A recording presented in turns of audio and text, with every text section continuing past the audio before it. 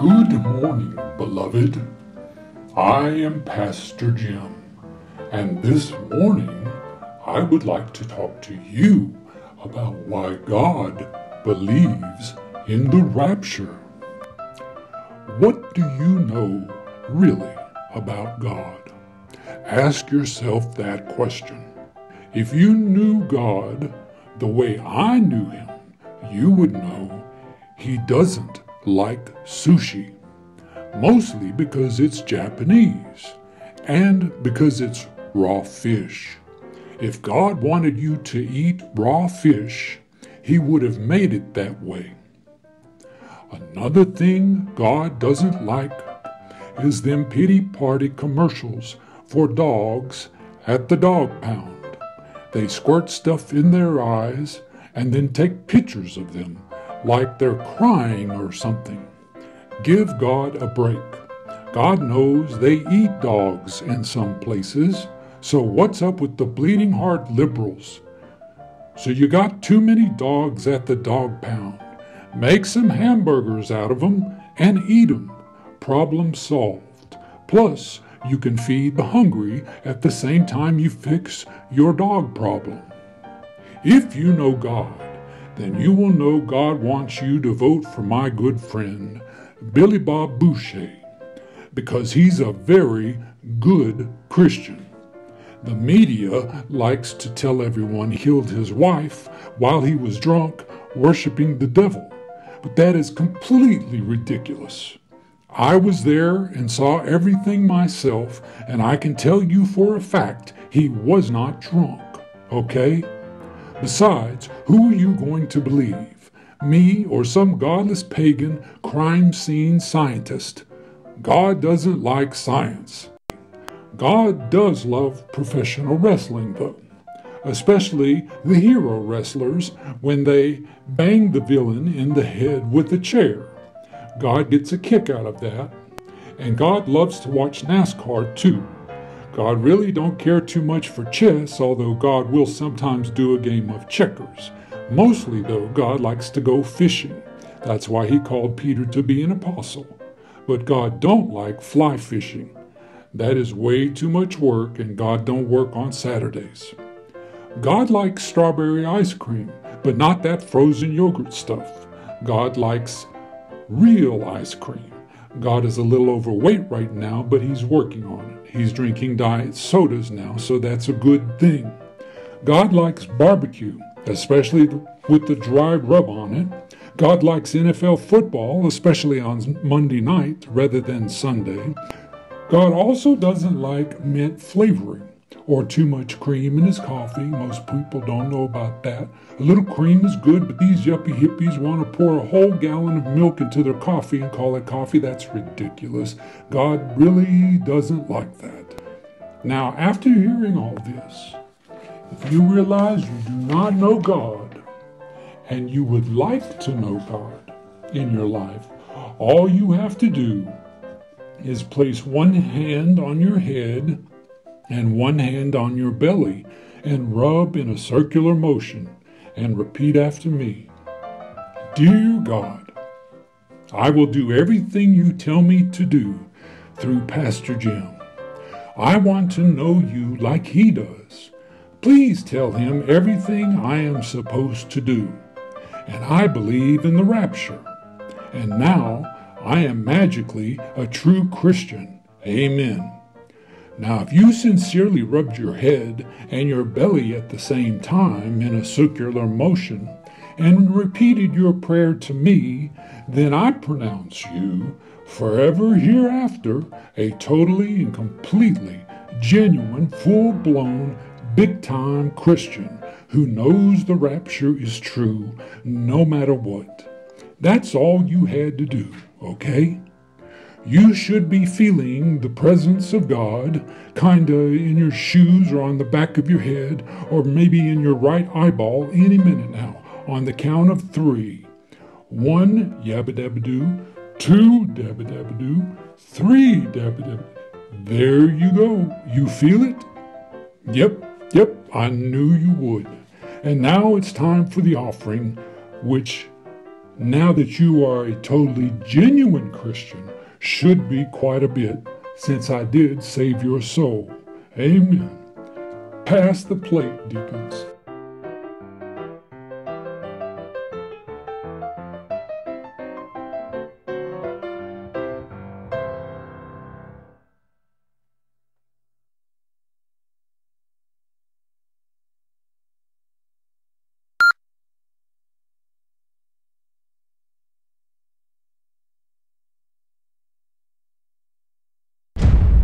As you saw in the previous video, verse 13 and 14, which is the beginning of the third prophecy, reveals where the woman in the wilderness will settle and permanently reside.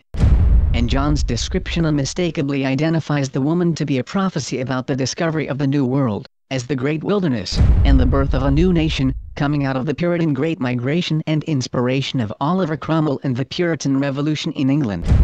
And you also saw that the historical interpretation of Revelation chapter 12 with astronomical dating was the inspiration for America's national symbolism. And that this symbolism memorialized the historical fulfillment of Revelation 12 into the very architectural and physical institutions of the United States itself, as a testament to all future generations of Americans. We stopped in verse 14, with John's prophecy about the location of the woman in the wilderness, and his reference to the constellation Aquila, which later became the basis for the Great Seal of the United States. As the colonial troops were charging into battle against the British Redcoats, they were literally crying out the words, "For Columbia." So the images of the red dragon, fighting against the woman of the circle of stars, in John's prophecy was very specific, and very literal in its fulfillment. In the last 3 verses in this chapter, we will conclude our examination of Revelation 12. While there are only 3 verses left in this chapter, these 3 verses are the pinnacle of John's prophecy. Everything he has prophesied up to here served as background for what is about to happen in these 3 verses. And while 3 verses doesn't sound like much, there is an encyclopedia of prophetic material in these 3 verses. As you will see, every word John uses in these texts will be packed with amazingly accurate and specific historical information that will literally blow your mind. John has prophesied the time, the place and the events to such a precise degree, you will realize why there is simply no room for misinterpreting these references as referring to the Church, Israel or the Virgin Mary.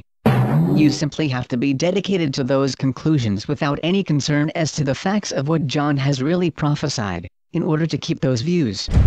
The last part of John's third prophecy begins in verse 15, which reads as follows. Quote, "And from his mouth the serpent spouted water like a river after the woman, in order that he could make her swept away by a river." End quote. In this text, we were given the astronomical sign of a meteor shower located in the mouth of the Hydra constellation, which occurred on December 8 of 1777. Just weeks before 1778. The time conversion from the textual material gave the year 1778. According to the text, John is describing a period of almost complete defeat of the woman by the dragon. In our astronomical column, we have the sign of a meteor shower in the mouth of Hydra, and in our geological column, for this text we have the word deluge. Deluges are natural, caused by precipitation from storms. And in our historical column, we have military defeat. We are looking for military defeat marked by significant weather events, beginning in 1777 and continuing into 1778. So what happened in this period of history, that John was prophesying about, at the end of 1777 and in the year 1778? Let's begin with the first sign of the meteor in the mouth of Hydra. The sign of the meteor shower in the mouth of Hydra occurred on December 8, 1777. We do know that this period of history that John is prophesying about is the Revolutionary War. Since we know the contexts and the time frame for John's prophecy, all we have to do now is Google Revolutionary War and December 8, 1777, and we should find out our answer. If we do that, this is the page that will come up. And as you can see, it lists 2 references. One is the Battle of White Marsh, and amazingly, it is listed as occurring exactly between the dates of December 5th through December 8th. December 8th being literally the very day the sign of the meteor shower in the mouth of Hydra occurs. John is prophesying military defeat for the woman, which is Columbia. So what literally happened on the very day of December 8, 1777? If you look up the Battle of White Marsh, you will discover another amazingly specific and accurate prophecy by John, fulfilled to the very exact day. Once again, the Continental Army was coming off of a series of terrible military losses. The entire city of Philadelphia had fallen to the British. The Continental Congress itself had to flee the very city of Philadelphia for their very lives. Leading up to the Battle of White Marsh, between December 5th through the 8th, 1777, the Continental Army had been defeated at the Battle of Brandywine on September 11, 1777, which resulted in the deaths of 300 troops. Additionally, 600 had been seriously wounded, and 400 had been taken prisoners of war. 11 of 14 artillery guns had fallen into the hands of the Redcoats. A second battle occurred on September 20th, known as the Battle of Paoli, or Paoli Tavern, which occurred at Malvern, Pennsylvania. It went so bad for the Americans, it is actually called the Paoli Massacre. 272 troops were lost to a British sneak attack in the middle of the night. On October 4, 1777, the Continental Army lost again at the Battle of Germantown. There, 30 officers and 122 men were killed.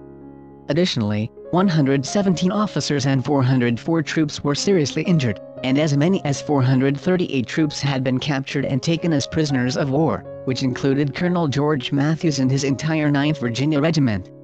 Brigadier General Francis Nash, whose North Carolina brigade covered the American retreat, had his left leg blown off by a cannonball, and died on October 8. So amazingly, John's description of this very period of history for the woman, as suffering defeat and near death, could not have been more accurate, if John had been there, in person to see it. And that brings us to December 8, 1777, and the sign of the meteor shower in the mouth of Hydra, which was the last day of battle, at the Battle of White Marsh. There once again, the Continental Army was defeated, in an almost 2-to-1 ratio. After Washington's defeat at White Marsh on December 8, on December 11, 1777, only 3 days later, Washington retreated to a place in Pennsylvania, called Valley Forge, for the winter. Valley Forge is familiar with all students of Revolutionary War history, because it was the place that nearly ended the Revolutionary War. And Washington's retreat to Valley Forge began just 3 days later, after his loss at White Marsh, preceded by John's astronomical sign in the sky of water spewing out of the mouth of Hydra on December 8. The website ushistory.org states, quote, "The troops arrived at Valley Forge on the 19th of December, and 8 days later, the deepest single snow of the season fell, which was followed by the severest cold." End quote. While historians will point out that the temperatures overall, for the entire winter at Valley Forge, were no more colder than usual for the area, what made the ordeal so deadly to the Continental Army was the complete lack of supplies and funding. And not only did they have no money, they literally had a lack of clothes to wear, shoes for their feet, and worst of all, they even had virtually nothing to eat. Before that winter at Valley Forge was over, 2,000 troops would perish from malnutrition and a variety of very nasty diseases, many caused or exacerbated by exposure. Together, with a string of previous military defeats, military morale hit a low point. It was so serious, many historians point to the fact that during the same time in history, the Continental Army itself was in a very real danger of a collapse. Washington's desperate and disastrous winter at Valley Forge has become legendary in American folklore and history. And once again, we see John's prophecy about the events of history are fulfilled with amazing accuracy, making prophetic reference to this event using astronomical dating to literally within 3 days of its actual commencement in history. But this is only the beginning of the amazing detail and accuracy you will find described in John's prophecies in the third prophecy of chapter 12, as you will see next.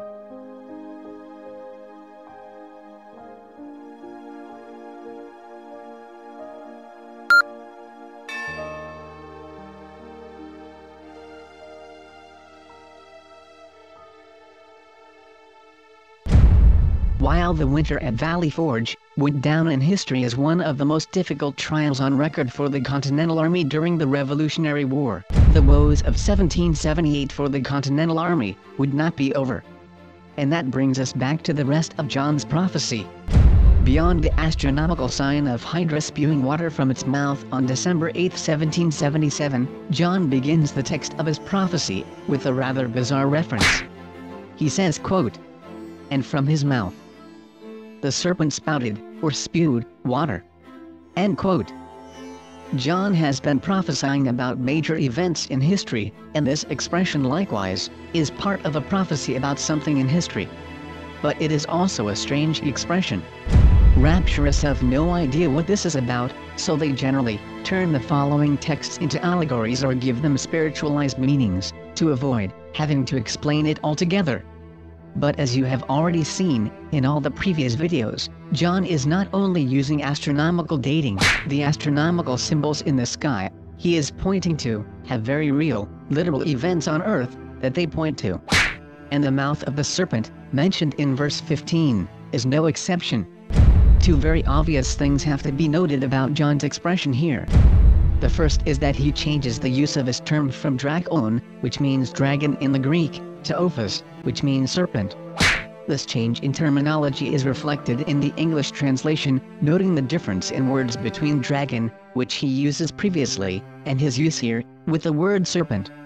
There are clearly two different words being used in the Greek. John is clearly talking about the same entity. But the switch in terms is very deliberate and obvious, and thus, it is clear John intended this change in terminology to stand out to his readers as very important. Secondly, we have to note, this is a very odd and rare reference itself. There are a total of 53 references to serpent or serpents, and 35 references to dragon or dragons, so together, serpents and dragons are mentioned 88 times in the Bible. Out of those 88 mentions, not a single time in the entire Bible, either in the other 26 books of the New Testament, or the 39 books of the Old Testament, is there ever a specific mention to either a serpent or a dragon's mouth. Not a single time. So such a reference is rare. It is a very focused reference. And it is an unusual reference, given the totality of biblical literature. So, why does John make this strange and very odd reference here? It turns out, the reason John makes this very specific reference is that it completely ties into the history of what he is prophesying about. And once again, makes his prophecy rather unmistakable. You will see that John's reference to the serpent's mouth is providing historical detail in his prophecy that simply does not refer to Israel, the church, or Mary.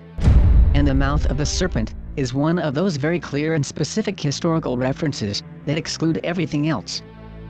And here is why. Cities have throughout history, in virtually all languages, followed naming conventions which refer to elements of their topography. The prefixes or suffixes of those names referred to the topographical features most notable at those geographical locations. On your screen, you see a list of those common references in the names of towns and cities. As you see from the suffixes and prefixes of place names, a name like Springfield would be so named because it was a geographical location where there was a spring in a field. Or the name Mountainwood would be a geographical location where there were woods near a mountain, etc., etc. But there is one very peculiar name suffix that you will find popping up in a very specific period of history, in a very specific part of the world. That name sounds so odd today that modern people will often make jokes about it. The oddness and uniqueness of that suffix had to do with the development of language spoken uniquely in that part of the world where this suffix name is found. Latin, which is the basis of many European languages, called a city with a docking facility for ships a port. If you look up the etymology of the word port, you will discover it comes from the Latin word portus. It was adopted into Old French and Old English where it became the word port. This word is found in city or region names in Spanish like Puerto Rico, which means port of wealth, and in English like the name Newport, which means a port that is new, just like it sounds. These names do not sound strange to us because of the term port, which has Latin origins, and which is common to many European languages. Port means port, and everyone knows what a port is. But when you drive through Cape Cod, Massachusetts, you will see some very strange names, like Yarmouth and Dartmouth, and the funniest one of all, which is Foul Mouth. Visitors will often make jokes about the New England town of Foul Mouth, wondering if it got its name from the people of the city overly using profanity. And if you look at a map of the Plymouth colony from the 1600s, you will see this naming convention used all over the area, as you see on your screen right now. In that one area of what is now Cape Cod, they used that naming convention over 6 times, out of 17 names chosen. That's over a third of all their names chosen. So it was in prolific use at the time. Because the Puritans were English, they named their new towns with English names. If you look at a map of England, you will discover all these names are actually English names and come from England. How did the English get this odd naming convention in their language? It came from Old English. While English did assimilate some Latin words into its language, English is not a Latin language, like French or Spanish or Italian. It came from merging the language of Angles, Saxons and Jutes. So it had no roots in Latin. If you look up the etymology of the use of the word mouth as a place suffix, you will find it had a double meaning. It did refer to the mouth as in anatomy, but it got that reference from the fact that mouth, in Old English, referred to the opening of anything. Thus at the opening of a river to the ocean, the English would call that a mouth, referring to the mouth of the river. Anything could have a mouth on it. A cave could have a mouth. A river could have a mouth. The end of the barrel of a rifle could have a mouth. And people and animals could have mouths too. Thus the use of the word mouth. When you look up the etymology of the use of the word mouth to describe the opening of a river, you will discover it emerges into Old English in the 1300s. By the time of the 1600s, it had been in use in that manner for 300 years. It was eventually replaced with the more Latin expression, port.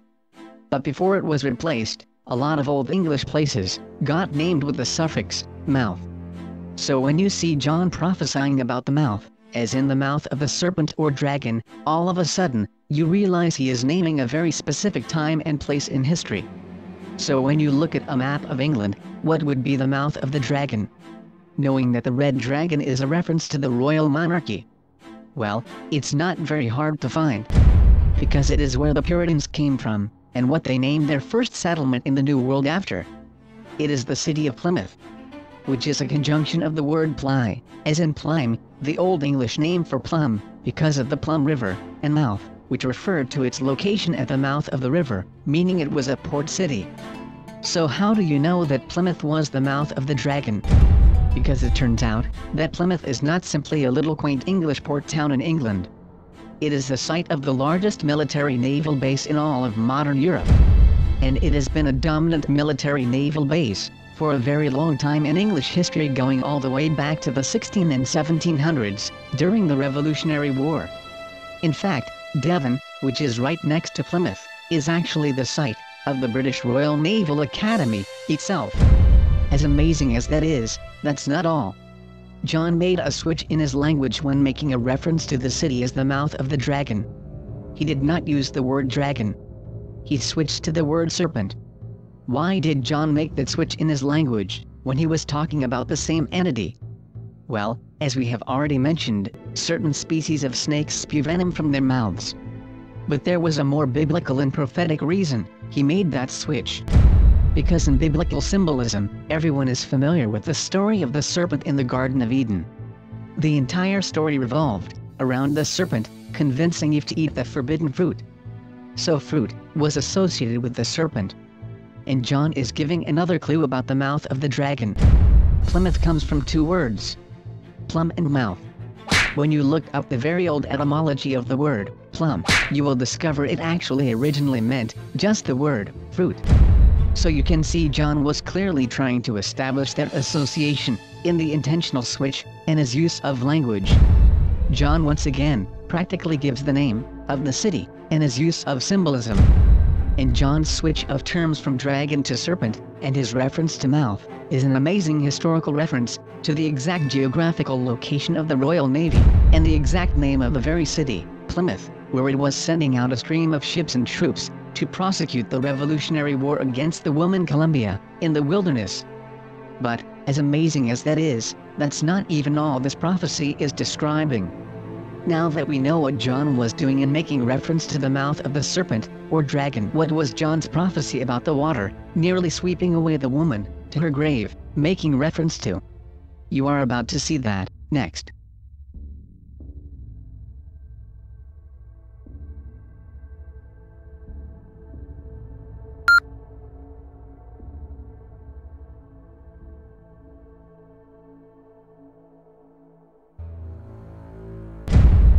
The British Navy was the most powerful military force on the planet. And streams of soldiers and supplies were leaving the naval base at Plymouth, England, on a near-daily basis. The Continental Army had virtually no navy to speak of, because prior to the Revolution, the only ships the Americans had were merchant vessels. Encyclopedia Britannica reports that by the end of the Revolutionary War, the British Navy had 500 ships, and the American Navy had dwindled to 20. So clearly the Americans were in danger of being blown away by the size and power of the British Navy. And not only did they have hundreds of top military vessels in the world, they also had a system of boats to carry troops ashore that literally looked like a 1700s version of the landing vessels the US Marines used at Normandy. To offset this vast military advantage, Benjamin Franklin was sent to France to negotiate the Treaty of Alliance with France, in which France would provide naval support in the colonies' war against the British. At the time, Europe was in a state of world war, and the American Revolution was only one small part of what was happening on the world scene in Europe. France saw the situation as an opportunity to cause Britain problems in the Western Hemisphere theater of war. Despite obtaining this treaty, the naval support given by France, in one of their first battles against the British Navy in America, did not go well. In fact, it led to the fall of Rhode Island to the British, and numerous defections from the Continental Army. But the big news about this defeat is what served as the catalyst for the military disaster for the Continental Army.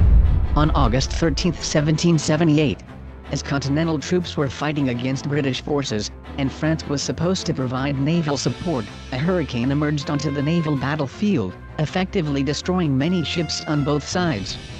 But while the English remained, the French fled the battle and left the Americans without support.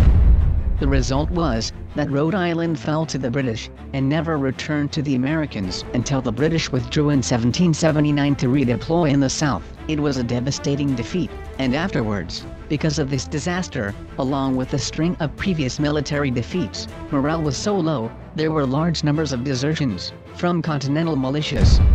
Yet despite the large number of desertions, and despite the long string of defeats, there was one group of Americans who continued to fight valiantly to the very last minute, at the Battle of Rhode Island.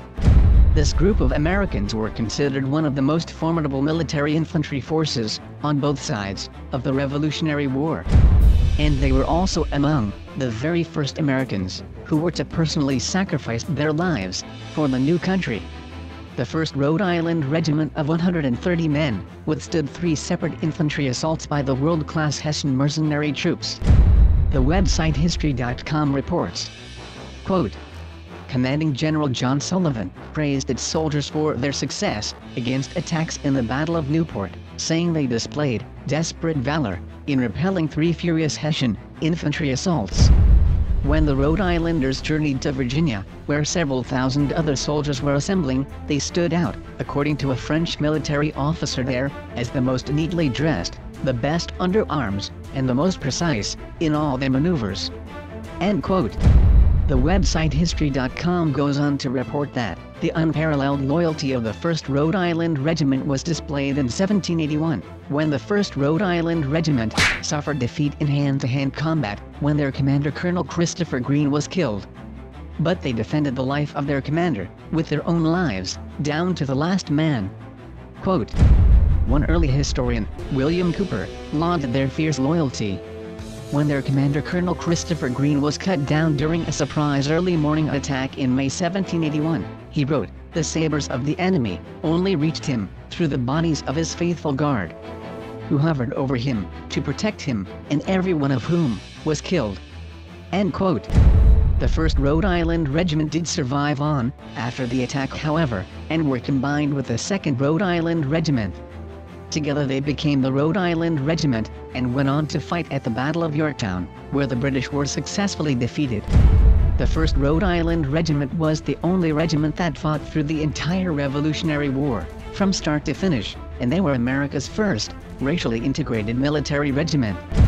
The French naval defection from the battle scene, and the subsequent defeat of the Continental Army at the Battle of Rhode Island, however, led to the period of history in the Revolutionary War. It saw its largest number of defections and desertions in the history of the Revolutionary War. And John's prophecy about the dragon spewing water out of his mouth, and nearly sweeping the woman away to her death, had a very literal fulfillment, in the hurricane that descended on Rhode Island Bay, and nearly swept the dream of independence away. What are the odds that John's prophecy, given over a millennia before these events ever occurred, given from a Roman prison colony in the 1st century AD, on the other side of the world, would accurately describe, down to the very year, and down to the detail, of even the hurricane, and its resulting deluge, could be just random chance? John's prophecy describes these events in amazing detail, and it is very clear from their occurrence in history, none of this had anything to do with the end of the world, or Israel or the Church or the Virgin Mary.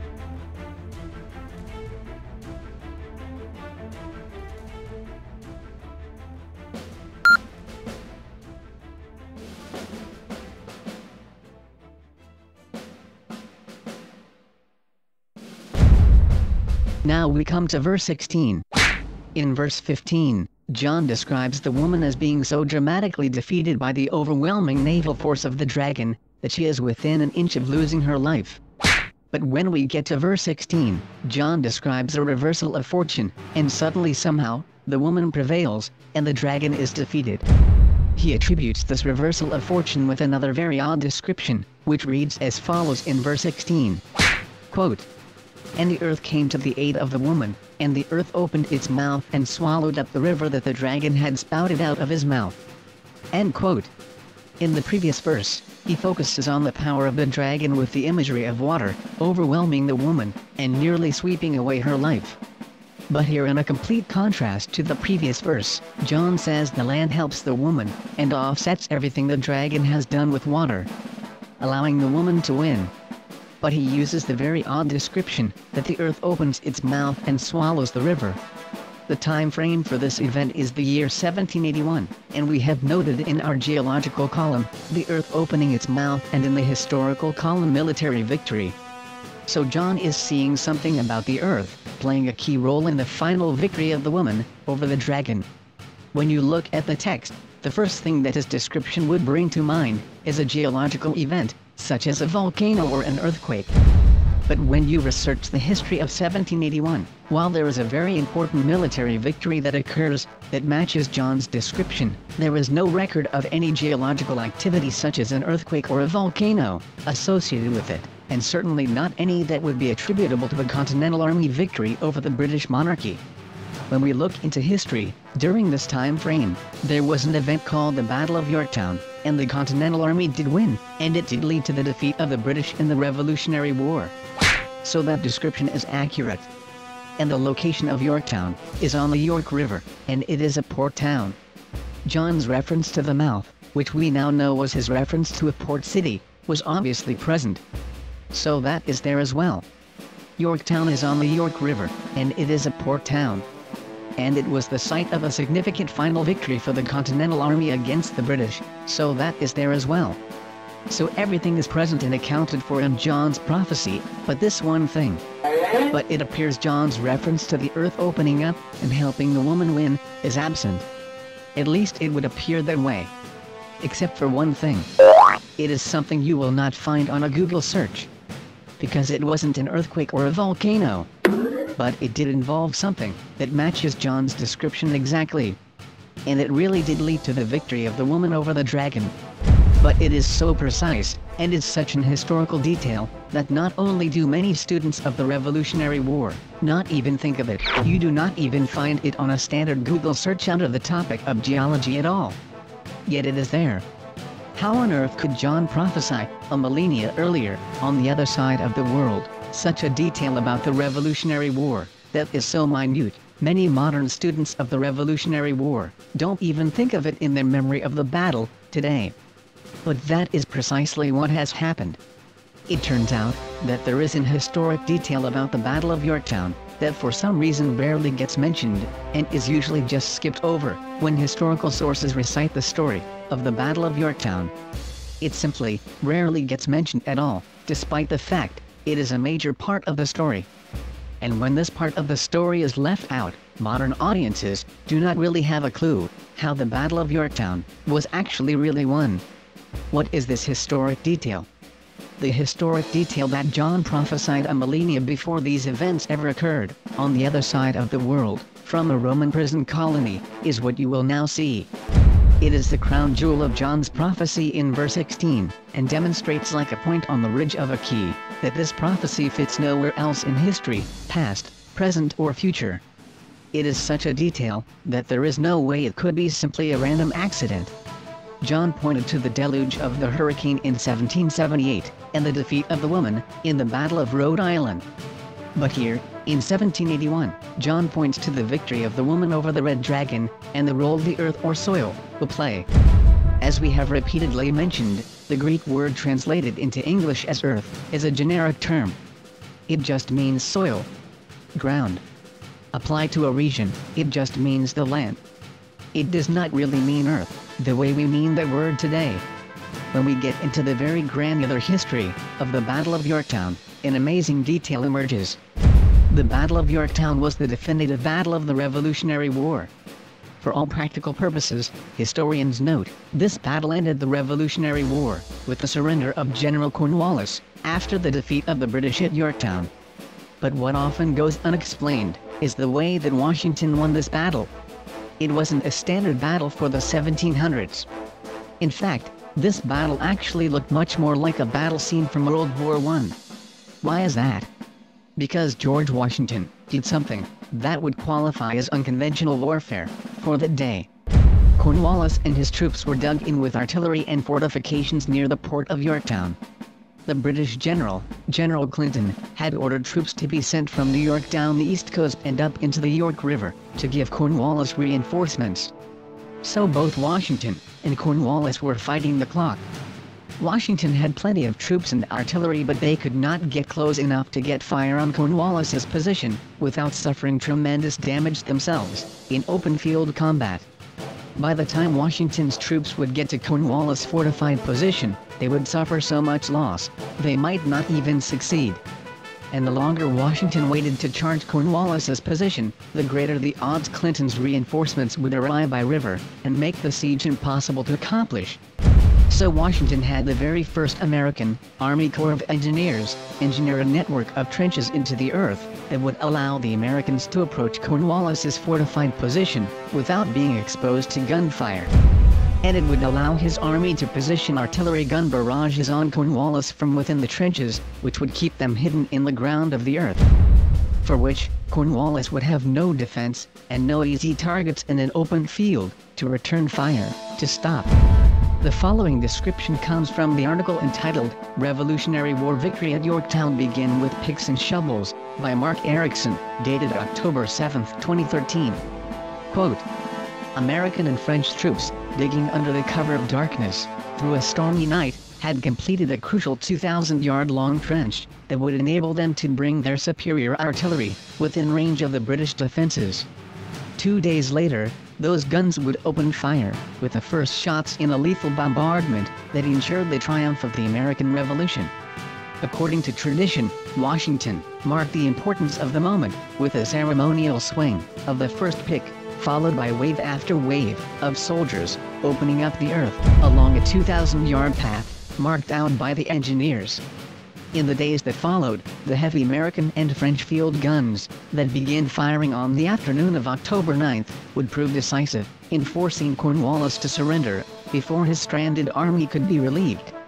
Equally critical were the bayonet, musket and sword, which enabled the Allies to storm and take the British defenses at redoubts 9 and 10, then pushed the tail of a second parallel trench, some 400 yards closer to the beleaguered defenders of Yorktown. But it was the pick and shovel that paved the way for the American victory, won by the blade and gun. End quote. Amazingly, John's prophecy about the earth opening up and helping the woman win the victory against the red dragon had as literal a prophetic fulfillment as one could have possibly been written. and John wrote this amazing detail about the conclusion of the American Revolutionary War, over 1,000 years earlier, in the 1st century AD, from literally, the other side of the world. How incredible is that?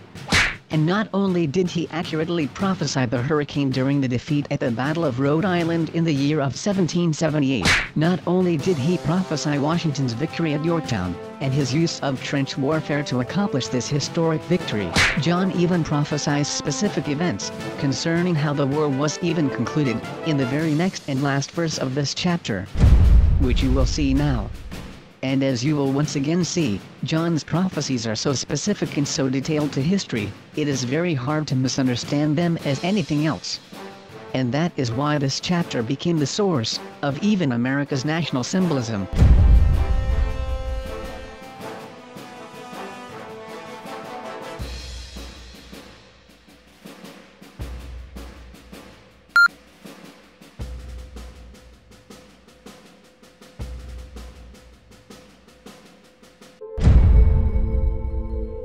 The final nail in the coffin for rapture theology, in Revelation 12, comes in John's final verse.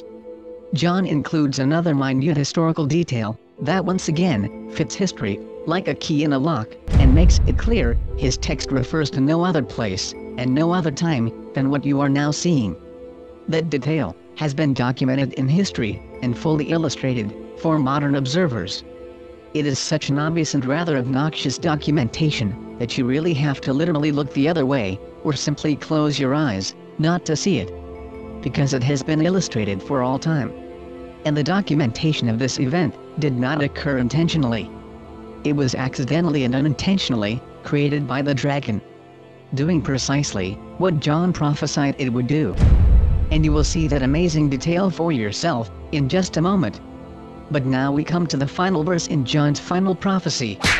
In verse 17, which reads as follows, quote, "And the dragon was angry at the woman, and went away to fight against the rest of her children, those who keep the commandments of God and who hold to the testimony about Jesus." End quote. You have discovered in the series on Revelation chapter 12, that the red dragon was a reference to the British monarchy. You have also learned that the woman John is prophesying about was a reference to Columbia, which was a somewhat derogatory British personification of the American colonies. But John points out in his prophecy that the origin of this woman was actually the birth of Oliver Cromwell and the Puritan Revolution in England, and their vision of a society in which religious freedom was granted through the establishment of a civil government which would function independent of the interference of a state church. Their vision was the birth of what is called today freedom and democracy. But John closes out the last verse of his prophecy with a very important reminder about why he is prophesying this prophecy. It is for the children of the woman. But not all of them. He refers to one particular group of them. The word translated as the word rest in the phrase the rest of her children in the LEB translation is actually the word for a remnant. The phrase actually reads the remnant of her children. The LEB used the word rest to make its reading in modern English more familiar. But the term is actually the Greek word loipoi and does mean remnant. The reason this matters is because biblical students are very familiar with the remnant doctrines, which are found throughout the Bible, in both testaments. The scriptures teach throughout both testaments that there is always a larger group, in which God's remnant remains. But the larger group as a whole, is never the real identity, of the people of God, that exists within that group, no matter what group the scriptures are referring to. Whether it is the 12 tribes, the nation of Israel, the Jewish people in exile, or the New Testament ecclesia. The message concerning the remnant is a consistent theme throughout the scriptures. John defines the people he is talking about, in describing these events in history, in this prophecy. They are not Americans, generally speaking. They are a remnant, only. The remnant John is referring to, are the same people he began the prophecy with in verses 1 and 2 in England, in the birth of Oliver Cromwell, and he defines them as those who keep the commandments of God, and have the testimony of Christ. He was definitely referring to the English Puritans, whose historical sacrifices and work, made the birth of such a nation, even possible. The world events which would occur, in John's prophecy of the birth of the United States, were about the destiny of the faith, that John was currently suffering in a Roman prison colony for when he was writing his prophecy.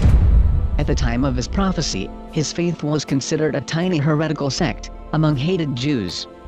And John himself was considered no better than a common criminal.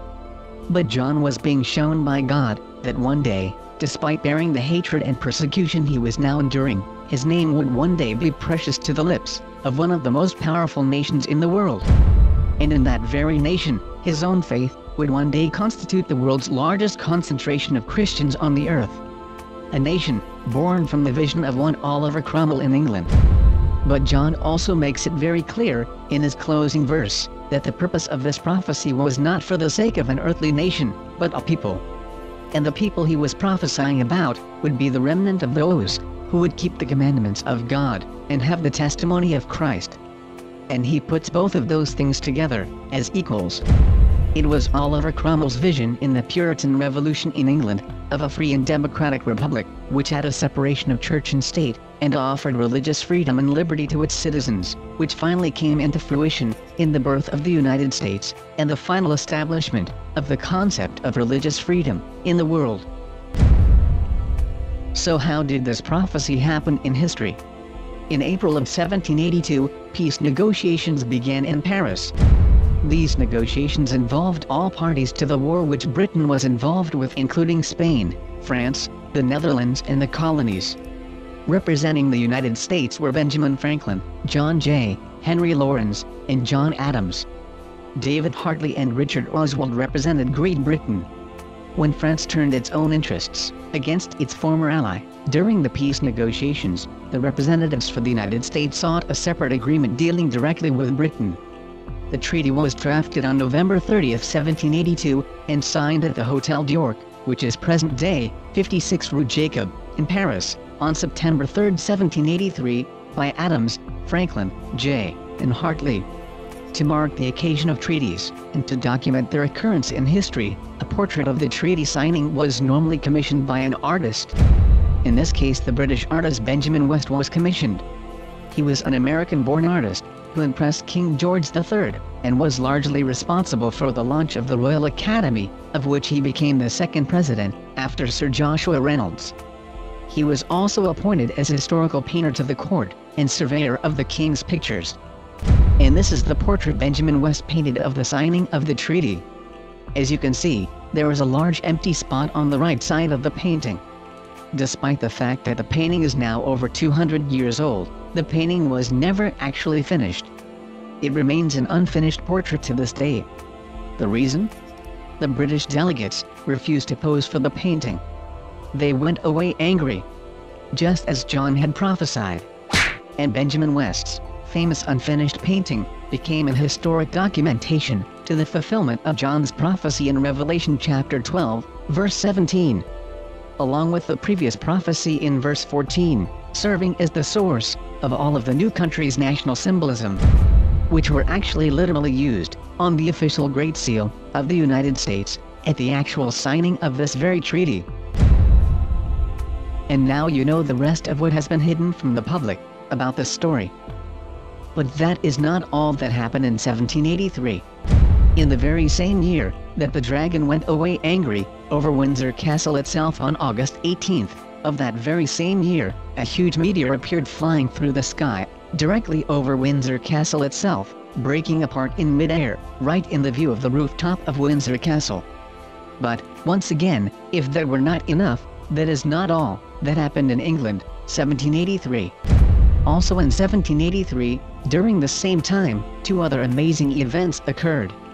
One was the emergence of what the English called the dry fog.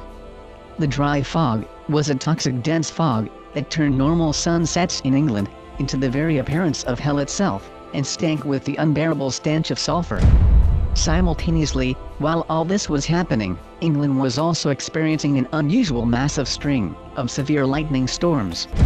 The following description comes from Gilbert White, in Letter 65, in a collection known as The Natural History of Selborne, compiled in 1788. Quote, "The summer of the year 1783 was an amazing and portentous one, and full of horrible phenomena. For besides the alarming meteors and tremendous thunderstorms that affrighted and distressed the different countries of this kingdom, the peculiar haze, or smoky fog, that prevailed for many weeks in this island, and in every part of Europe, and even beyond its limits, was a most extraordinary appearance, unlike anything known within the memory of man." End quote. One British historian has estimated that the dry sulfuric fog which descended on England in 1783, during this very same year, may have actually even killed over 10,000 of its residents, due to the sulfuric toxicity of the fog.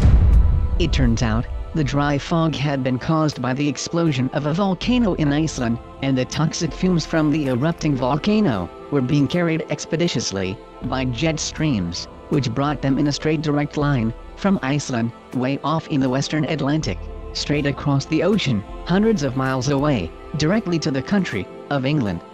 So it really did seem like the devil himself had both fallen from heaven and come up from hell in Britain in the year 1783.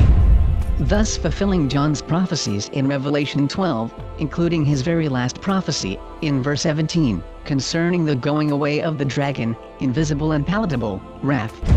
It was shortly after this time that King George III began to suffer the loss of his sanity and fits of madness, for which he was famously treated, placing his son in charge to carry on the day-to-day affairs of the United Kingdom. And thus prophecies of Revelation 12 were dramatically and visibly fulfilled in history.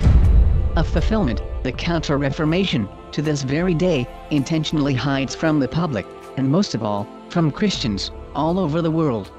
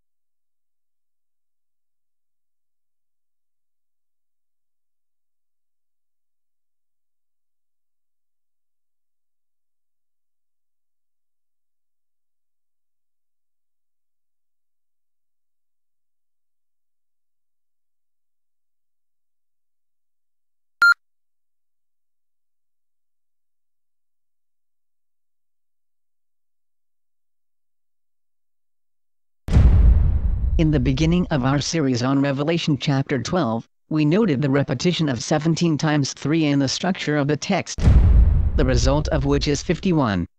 And you have seen that John's prophecy in Revelation chapter 12 concerned world events, which would lead to the birth of religious freedom in the world, in the events that would come out of Oliver Cromwell and the Puritan Revolution in England, the discovery of the New World and the Great Migration, and finally the defeat of the British monarchy in the Revolutionary War.